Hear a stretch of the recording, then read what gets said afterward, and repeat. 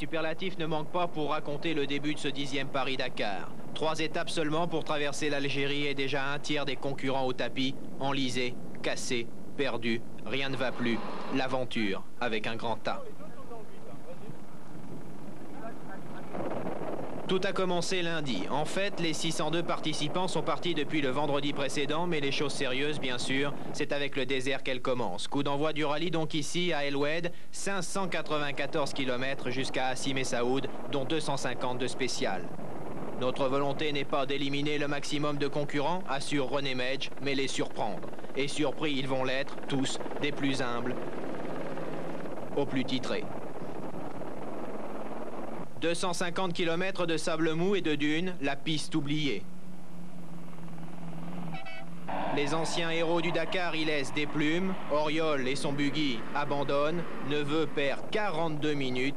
Les autres parviennent tant bien que mal à limiter les frais. De ce parcours infernal, comme les rêvait Thierry Sabine, seul Harry Vatanen et sa bête de rallye, la 405 Turbo 16, tire son épingle du jeu, talonné par un Lartigue en super fort.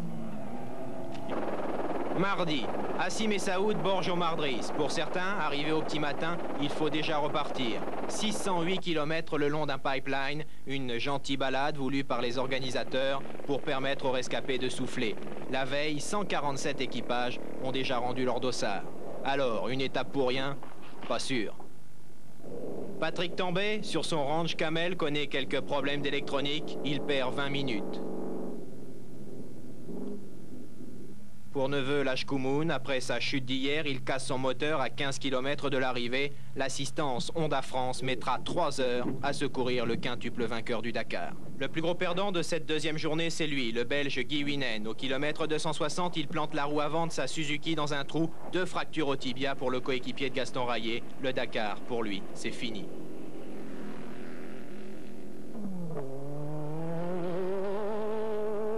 Avec la plus longue étape du rallye, près de 1000 km, c'est véritablement un mercredi noir qu'ont connu les rescapés. Lundi, on parlait de piste oubliée. Hier, jusqu'à Tamanrasset, c'était la piste fantastique du sud algérien. Un parcours cassant, plein de pierrailles et de pièges, surtout pour les motards.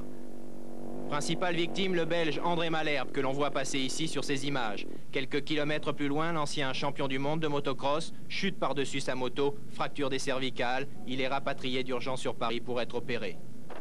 Galère aussi pour les autres, ceux qui restent. La 405 de Pescarolo Cabriole, Rayet et sa Suzuki perdent 30 minutes. Le désert continue son travail d'usure et de sape. De la vie générale, un début de Dakar beaucoup plus dur que tous ceux disputés jusqu'alors, qui fait la part belle aux écuries et qui rejette irrémédiablement les petits. Vatanen, ce n'est pas une surprise, mène la danse. La vraie surprise peut être de Roy, qui n'en finit pas de faire rugir les 1200 chevaux de son DAF Truck. 7e au classement général, le seul peut-être à ne pas avoir souffert. Un tiers de la course, un tiers d'éliminés, et il paraît que ce n'est pas fini.